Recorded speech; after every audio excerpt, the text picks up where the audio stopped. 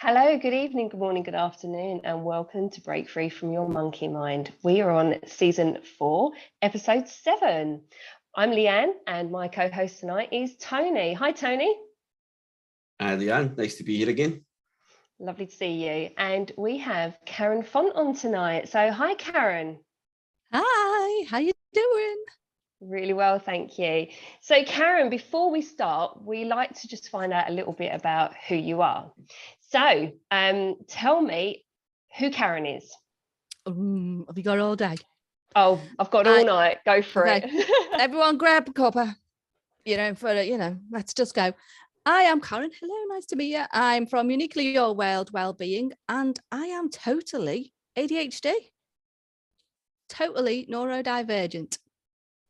Okay, so Karen, we do this every week. We always ask, Tony's laughing because we ask everybody every week to tell us about who you are, and everyone goes straight into why they're here, the condition they suffer with, or why they're here. So we know, obviously, you just said ADHD, but let's push that aside for 1 second. Tell us about Karen, your hobbies, your interests, who you are. Oh, Karen is a nutter. Karen, right, it's called Spotlight on Karen Day, is it? Okay, fair enough. So I am a nutter. I can be very put my foot in it sometimes, but I'm very lovable. I am very lovable, and I lead from the heart. So you got any hobbies? No, not the minute. Wouldn't mind having a go at pottery though. Okay. Yeah. So Why pottery? Oh, pottery throwdown. Oh, yeah, I fancy that. Manipulating all the pottery stuff. Anyway, we won't go there. That's for anyway. That's the ghost That's moment, for a different issue. Yeah. That's reliving your Patrick Swayze film, yeah? Oh. Ooh, stop it, I'm not flush. Stop it. So, Karen, why are you here? What are you going to educate us about tonight? Why am I here? I'm going to educate you all about labels. Not the ones you wear, ones that people have or don't have. I'm going to talk to you all about neurodiversity, neurodivergent. What's the difference? Dun, dun, dun. So come with me, grab a cuppa, and let's dive in. Do, do, do, do. So I'm neurodivergent, as you can tell, because I'm a bit. Can't sit still, have you noticed? Because sometimes, when you're actively listening, and people are like, I've got to do this, and no, can't do that. I've got to do something. I've got to move because I've got to. If I sit still, I will burst. Over the years, I've had negativity. I've had are you all right, dear? When I've disclosed that I've got a neurodivergent condition. So it's ADHD, dyslexia, whatever else is under that umbrella, dyspraxia. What's the other one? Dyscalculia. They're all under neurodivergent umbrella. Now then there's a big thing of, do you disclose? Because then all this negativity comes in. What else has happened? However, let's go back to labels a minute. I don't really like the word labels because people tend to live up to the label, because I'm not male. I'm not a boy. And I'm not bouncing around the room. What about the girl that sits in the corner and daydreams? They can have ADHD too, because you don't see that part of it.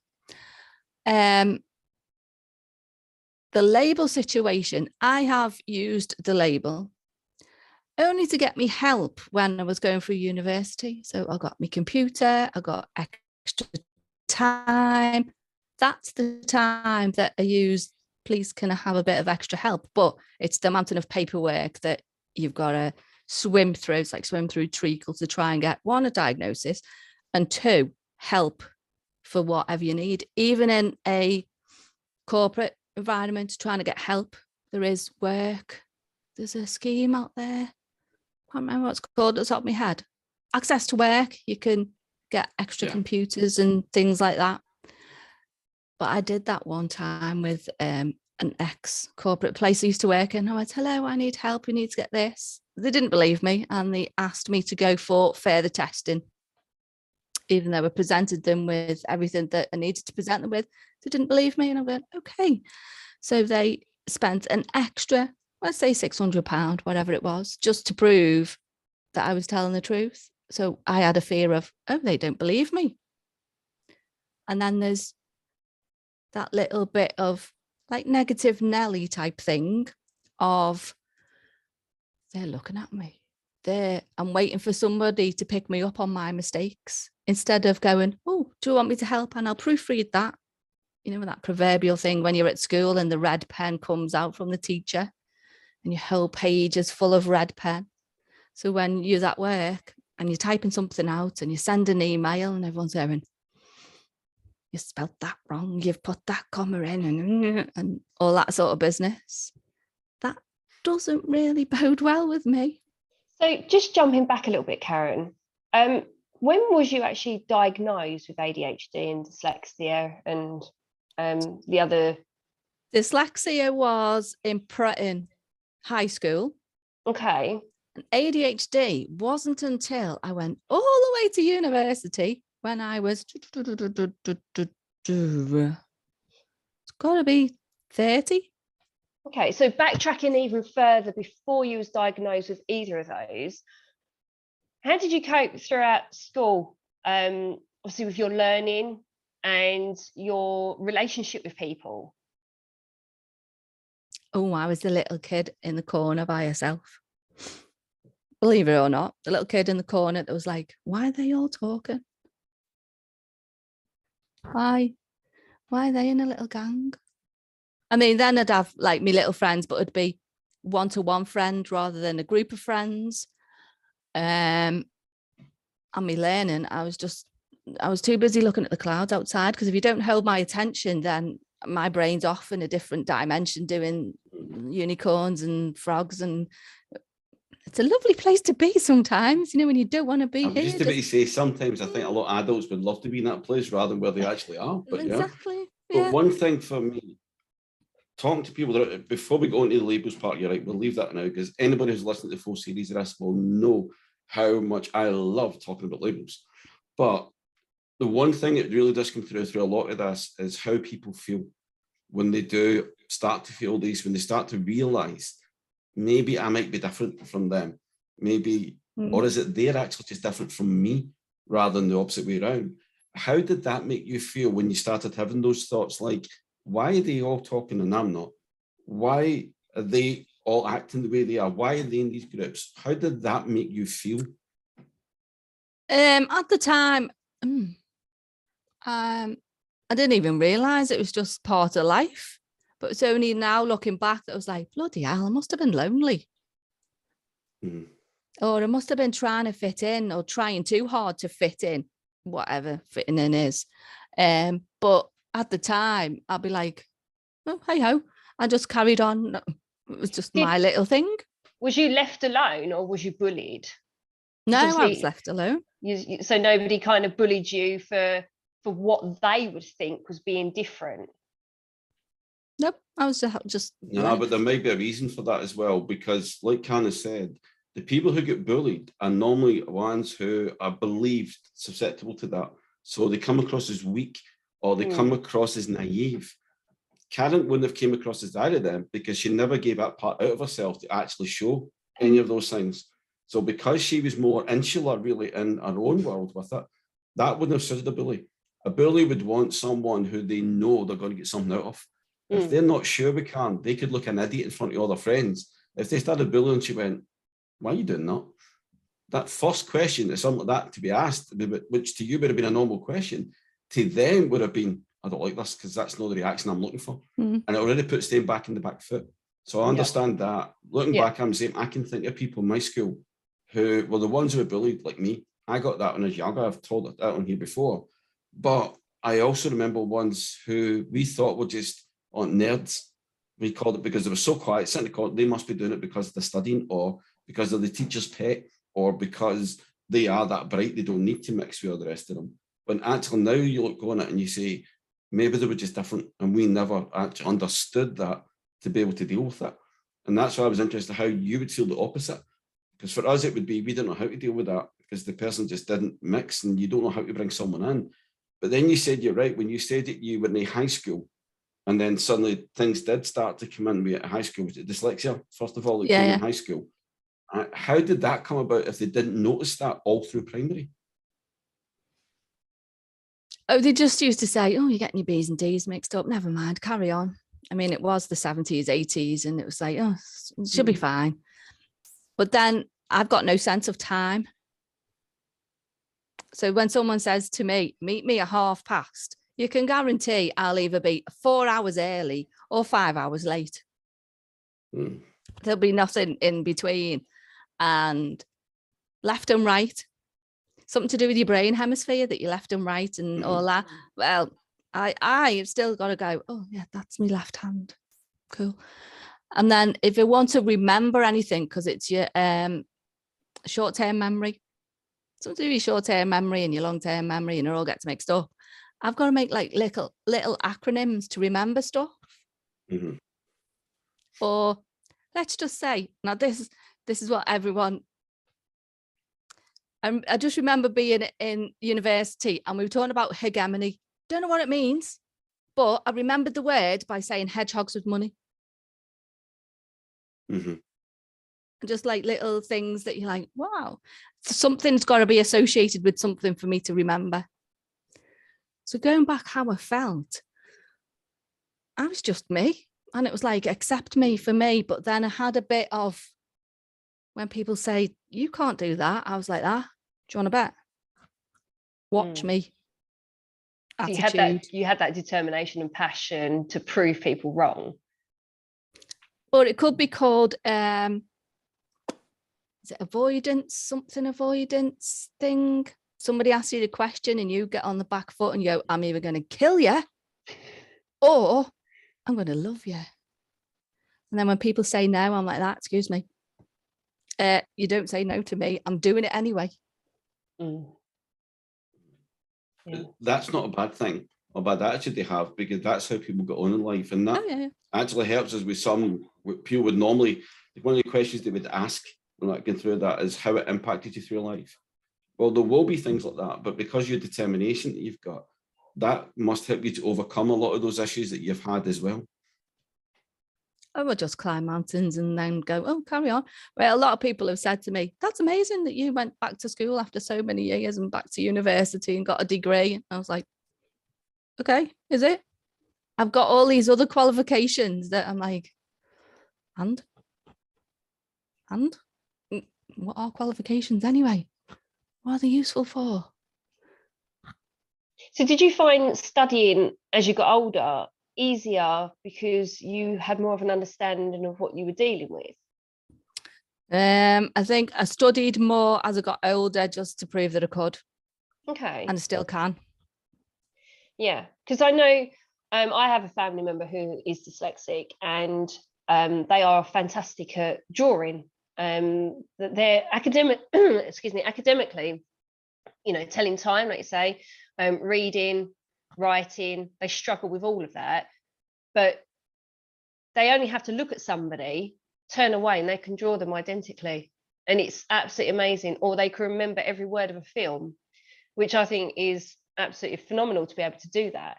But even to this day, they still can't tell the time or read or write. But what they can do is they can't pronounce words. They struggle with their wording they do a lot of garden work, and that's their career. So they can pronounce Latin and they can read Latin, but they can't read words today. So i.e. if somebody put down a plant name and say like a rose and then put the Latin name for it next to it, they'd be able to read the Latin name but not the rose. So again, that's how their brains, that's sequencing as well. Yeah. So it's completely like flipping it over. I mean, you put Latin in front of me, I wouldn't have a clue. I'll be like, no clue. But this person can reel off all these long-winded names, and I think, I've no idea what you're going on about. When you look it up, they're spot on. So that's their power. It's because it's something that interests them. They're going to keep it in their brain. Yeah. If something doesn't interest you, then you're just like, anyway, see ya, bye. Yeah, and I agree with that a lot, because it's a passion that they've got. They've got the passion of, they've got green fingers, so they're passionate about planting and all that. So they want to learn it. And academically, you know, them growing up throughout school, they struggled. They didn't know what they were doing. They, you know, they didn't know why they were struggling. They just got kept told they're lazy, they're stupid, and everything else. But again, they've proved everybody wrong, because they can read these Latin words that I wouldn't have a clue. So there is weaknesses and strengths to everybody. Getting rid of labels, everyone's got a weakness and a strength. You know, one person can read Latin and another person can't. Doesn't mean one person is more dyslexic than the other, or one person is and one person isn't. It's just obviously they've got their different strengths in it. So yeah, I mean, I find it very fascinating how the human mind works and the brain works, and you know, how you can remember certain things that other people can't. So, you know, studying for you, did you again memorize things that were relating to you? So where you said, like, you know, you gave it a little phrase there. Did you do that throughout your studies just to help you through?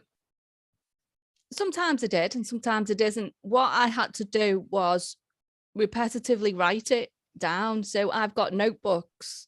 I can have 4 notebooks about the same thing to make sure that it goes in, but it's the action that makes my brain remember. So if I'm like doing now, if I doodle a little star, I'll remember that it was here. Okay. You've just flicked off camera, Karen. Come back on. Oh, there you go. back. Very sensitive, this computer. Don't breathe on it. So yeah, even if I do stars, it won't like it if you get a label and call it sensitive, you know. Oh yeah, exactly. Don't do that. Yeah, exactly. Yeah, that's what's wrong with his head. We're talking about that, and it's getting a bit sensitive now. I know. I do normally say to you, Karen, when I talk to you, please sit on your hands, because you've got a tendency of pressing buttons on your computer and you often disappear on me. So I know. Can't help it. Yeah, so if I do a little doodle, I know that I was on here with you. That doodle represents this. Pictures, and yeah, I've got to do it repetitively. You did a little doodle to remember to come on to something like this. Yeah. I'm interested in this. What doodle did you actually do to remember to come on to this podcast? It was. Please answer that. Please don't right, answer are you that. ready? It was a little star and a little circle, and that had a tail. Okay. Don't ask me to interpret that. At least you didn't attempt to draw me, so that's good. I can't draw to save me life. And that was the attempt to draw you. Were you the star, Tony? Yeah, no, I was the circle with the tail, yeah. Yeah, and the wee bit with the tail, that's Leanne. Okay, we'll leave that there. Right. So what I really loved about it is that some people's, I've heard, interpretation of when they talk about people with ADHD or any neurodivergent thing is, which I have heard people say, that they don't like small talk, they can be very direct, they don't like too much noise or too much chatter. Now, us three have not really stopped chatting since we come on this. Even before we come on to this, we have a little chat just to warm the guests up before they come on. And we've not stopped. You're doing the opposite in nearly all the things I keep hearing about someone who's neurodivergent, I'll get it right in a minute, neurodivergent or ADHD. When people give this label for either of them, that's similar things that they say about people. They will give you a direct answer, but they won't give you anything else about it. They don't like the small talk, so don't do that. Just ask them the questions and leave it at that. But you don't. You've got a brilliant personality. It's very bubbly. It comes through. It's also got a lot of energy. Now, that's different from a lot of people's interpretation of someone with ADHD or with being neurodivergent or any of these different titles they want to give it. How do you look at that then when you think yourself that way? Oh, that was a bit deep, that.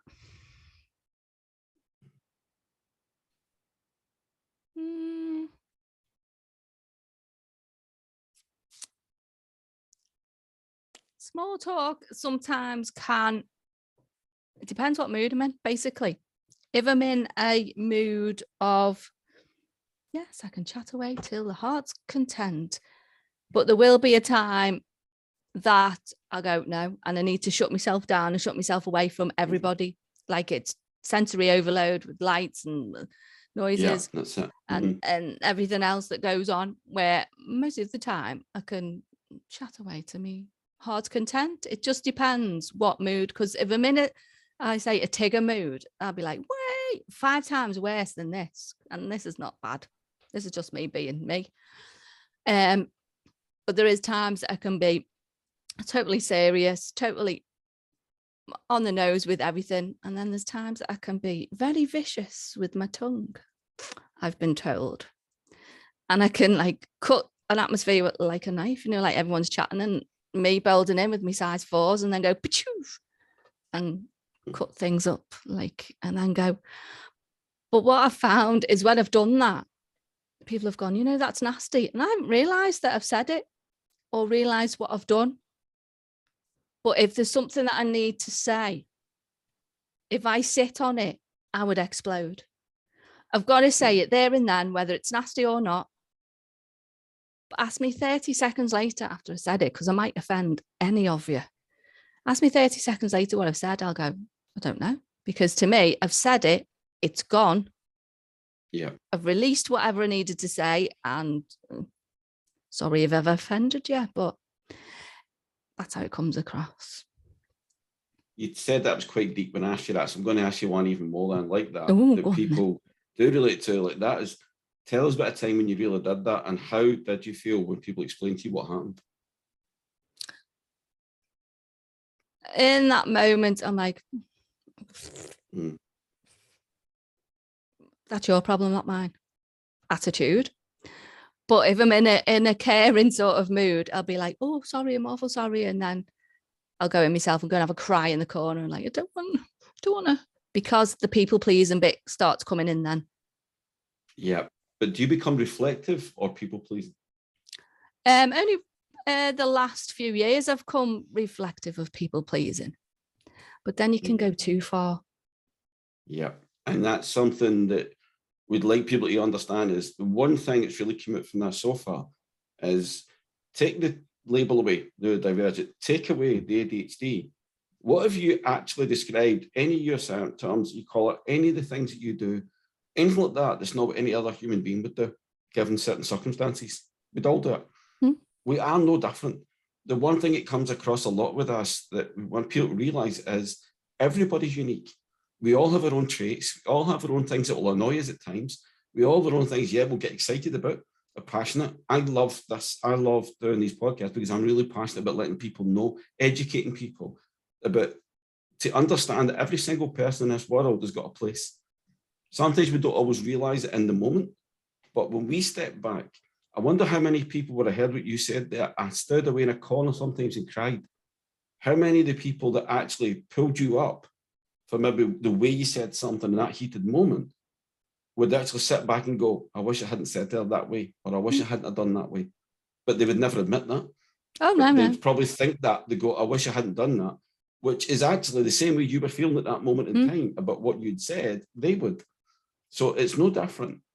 What we have to understand is it's just sometimes how we treat each other. That's the important part. So I said we'd get onto this bit because it's my favourite subject, the label. Right. So when you go, we are people first. Yes, it's getting this bit. We've had all the nicey bits of people. Now you can be the real side you want to have, the other side you can do this now.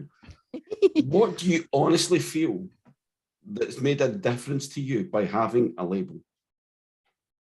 The only difference is getting my mind mapping software. That's it. So basically, you got a label, so you get something that somebody else hasn't got. So it just helps you to get something out of it. Yeah. So did it actually make a big difference to your life by having that label on a day-to-day basis? No. However. No. However. Dun, dun, dun. When I did get the label, there was that.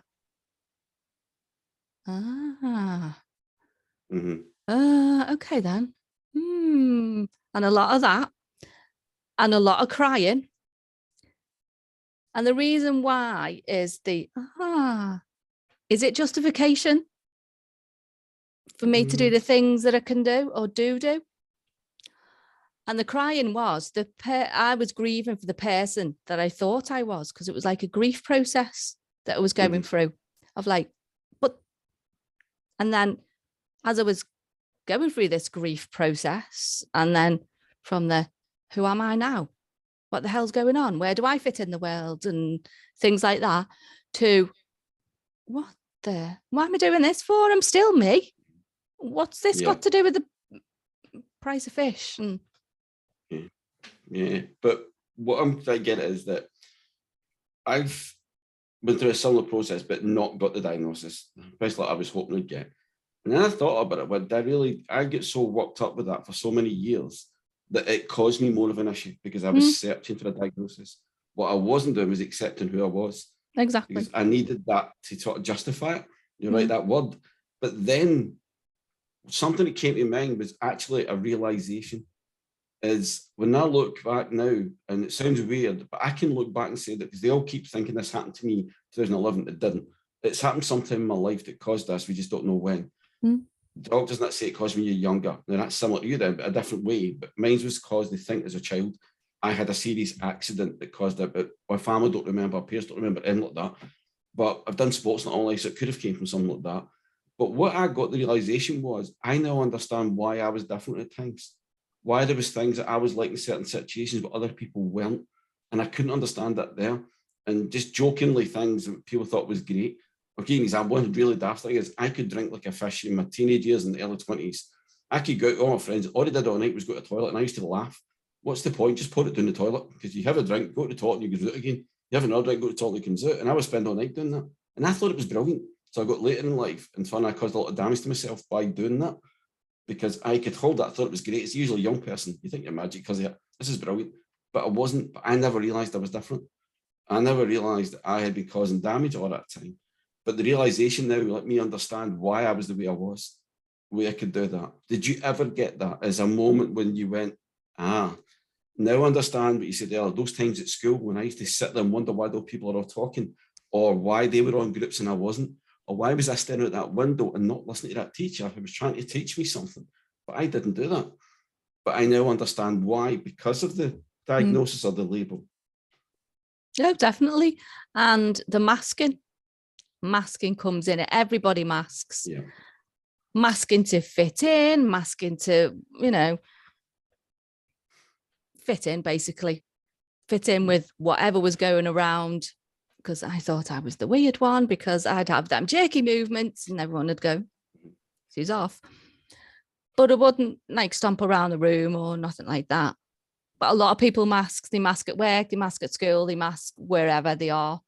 Why do they mask is what I want to know. Why don't they just be you? Because we're all individuals. We've all got different things that are going on in our brains, whether you're neurodivergent or not. Drop the mask, ask for help. If you need it, show your vulnerability. There's people that do want to help properly. So that's that thing then, Karen, isn't it? You've been put in a box, as well as the label. You've been stuck in a box by saying you got ADHD. Boom, you're in that box. But as you've already explained this evening, that you're completely different to somebody else that's got ADHD, but you've all been put on that same box. So why as you're different to me as well? Exactly. So you've been given the label of ADHD, and then you've been thrown in this box to say everyone with ADHD is exactly the same. As Tony picked up on earlier, you're completely different. You're very bubbly, you've got a fantastic personality, but yet grown up you would have been thrown into that box. She's got ADHD, she's going into that box with everybody else who has ADHD and who is the same. But it just shows that everybody is different, no matter what you are suffering with. Tony's condition, my condition, what Tony suffers with is very similar to what I suffer with, but mine goes a bit further into the female side of things. But when you take both of our symptoms, they're not too far away from each other. So does that mean we get thrown in a box together? Because, we both started off with the same diagnosis in the sense of same symptoms, but we are two completely different people, and we are completely different in everything else that we do. So why are we thrown in Yeah. Definitely. Tony, behave. So yeah. So you've hit the nail on the head with something. Why I was getting about the label, and I say about this, just to convert something that Cam just mentioned a minute ago there, and if people don't understand what we're talking about by the masks, go back and look at an earlier episode when I talk about why do we wear psychological masks. And also there's one about vulnerability as well. I did an episode on that because, yeah, you're right, Cam, it's two things that come up quite a lot.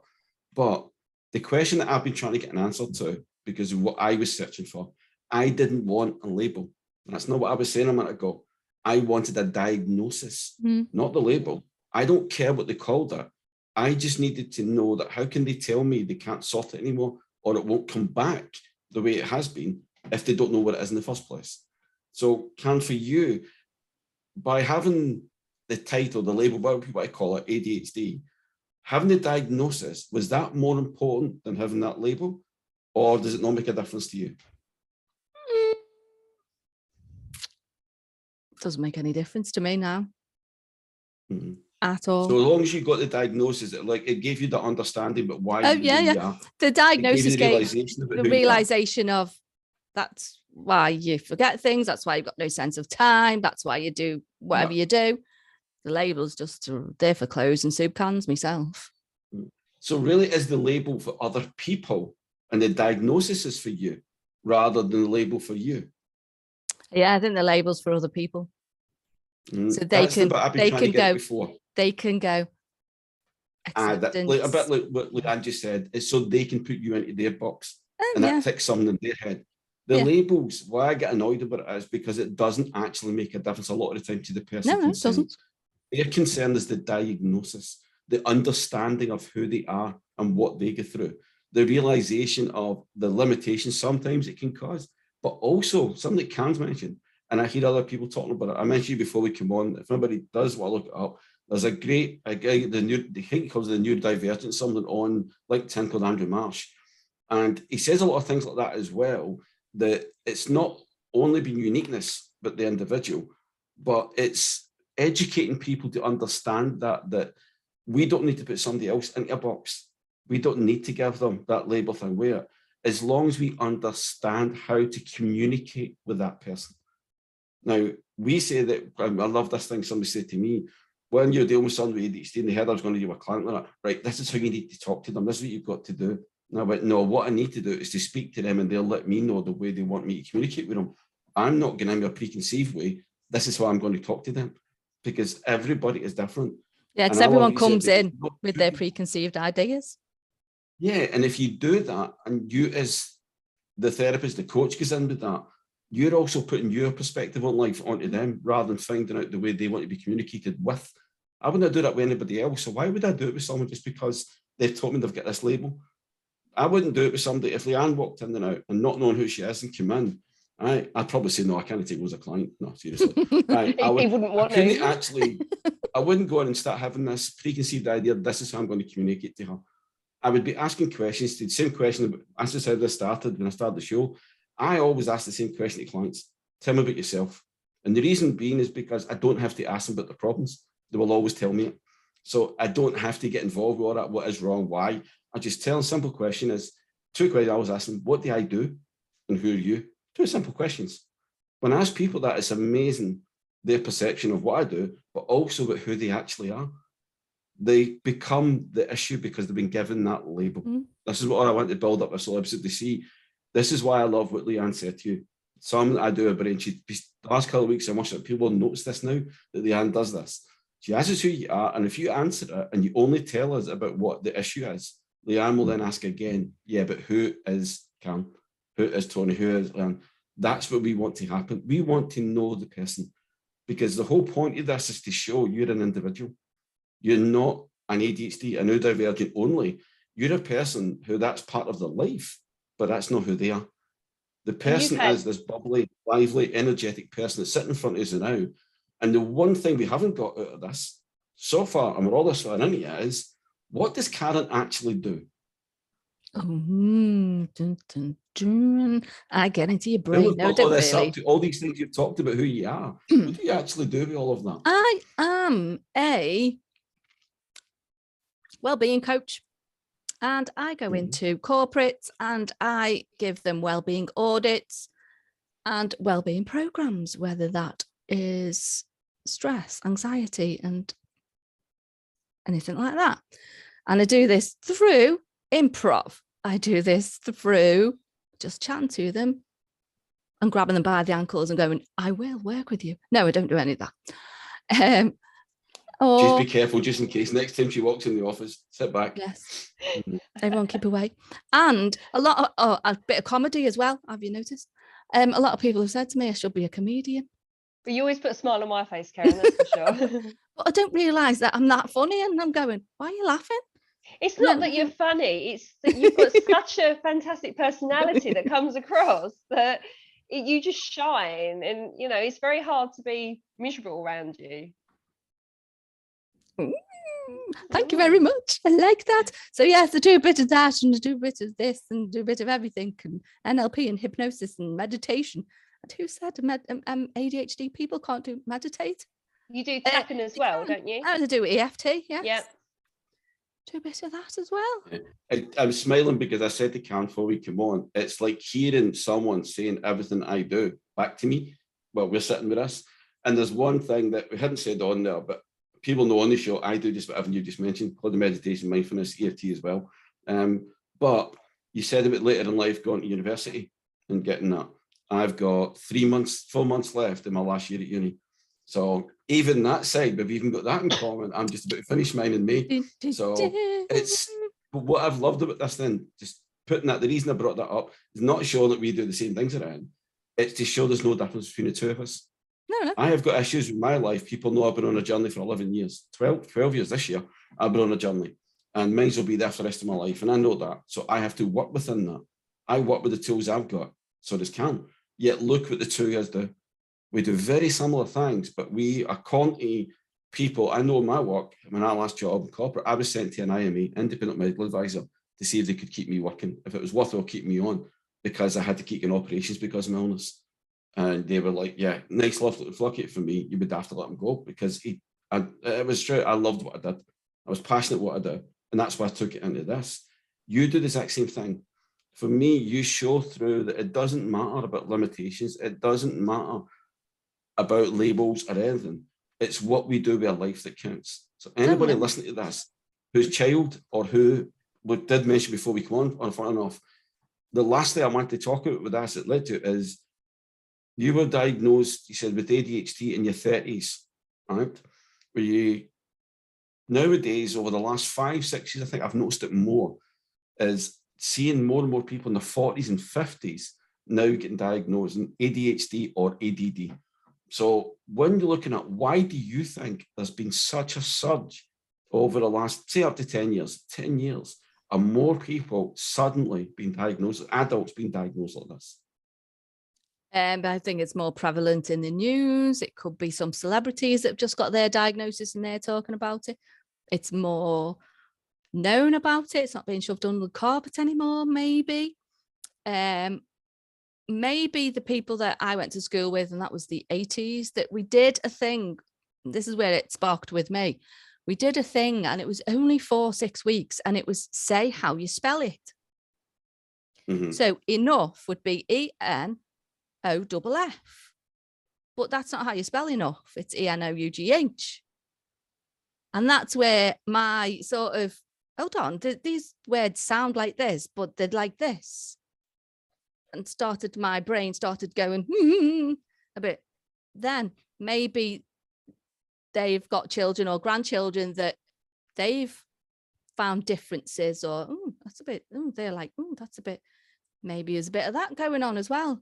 Because I only went to uni to prove to my son that he could do anything. Because he is severely ADHD, dyslexic. He got his diagnosis, I got mine. And I did it to prove to him, listen, if I can go to uni, you can do anything. So if I can do it, anybody can do anything they want. You're not bound by any limitations except the limitations in your head. So get out your head and go and do stuff. Yeah, and that probably where we should leave that on it, because that is a brilliant way to finish. It is true to say the only limitations we have are the ones we make for ourselves. And that is so true. There's nothing you can get in life that's any different for that. And we use the word box, getting put in a box, everything. everybody should think outside the box. If we all thought inside the box, it'd be a boring life. We have to be different. We have to have nuances that make us different from each other. We have to have different ways in our behaviours, different ways in our abilities, different ways that we do things. But just look at the night, even the three of us, the backgrounds we have, different parts of the country, different things we've all faced in life. But the three of us are here, and we've not really stopped smiling since we've come on here tonight. We've all enjoyed the conversation, been very relaxed conversation. But hopefully we've got the message to other people that sit there. Doesn't matter when you get a label or you get a diagnosis or you get someone giving you whatever, telling you what you can or cannot do. Can's is straight. If you tell her she cannot do it, she will do it. I've got the same sort of thing. People say to me, I do not like to get told I cannot do something because I will find a way of doing it. Sometimes to my own detriment, I must admit, sometimes in your mind, you've also got to sit back and say, is that really, should I be doing this? But what is great about it is, if you take anything away from this episode tonight, is the fact is just treat everybody kindness, because you don't know what the other person is going through. So if you treat everybody like that, then our children see that. The example that Can gave about showing her child, her son, how he can actually face things in life because of what he's going through. But if we all did that as a society, do you not think there'd be less and less of the stigma around about these things? I've got one mission in life and a vision in life of it, and that's to have mental health conversations just the same as physical conversations in daily life. I would love to be a world leader that does that. That's my ambition in life. It's got everybody talking about it. But you know what I thought someone said to me today? That's not what you want. What you really want is everybody just talk about health. Take the word mental look, take the word physical look, and just talk about their health. If you have to talk about it that when it's true. That is what I want to see. And what we've done tonight is give a start to people with that, as they can see that it's just health issues that we all maybe have, but it doesn't stop us being who we are. And that's the one we are thing. only ones that can do that. So don't let anybody else do that to you. I think that's one thing as well, when you communicate with people, especially over texts, and you text them, and you haven't seen them for a while, maybe a few years, longer, you say, hi, how are you? Married, kids, you go through that little reel. What about saying, hi, how are you? Are you happy? That's the one thing. Are you happy? And that's something that I always say to people. If I haven't spoken to somebody for a long time, I always start off, how are you? You happy? Rather than the pressure of, have you got kids? Are you married? Have you got a really good job? Do you drive? They're the things that, again, will limit people and make them feel very down if they haven't. So why start with that? Why always start with the same questions? Why not just start with, are you happy? Mm-hmm. So it's simple. We started the show with, who is Karen? So we're finishing that. We now know who Karen is, but we also know what Karen does. Yeah. We also know that Karen has no limitation in her life because she will do whatever she wants to do. Now, you can't get any better way than finishing than that, as you can do whatever you want to do in life. Go and do it.